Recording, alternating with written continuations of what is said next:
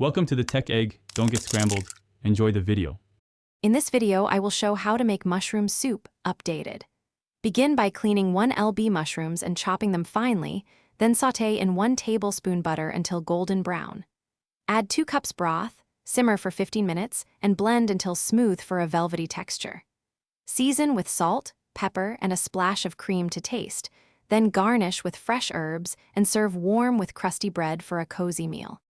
Heat a medium pot over medium heat and melt 1 tablespoon butter, then add chopped mushrooms and a pinch of salt.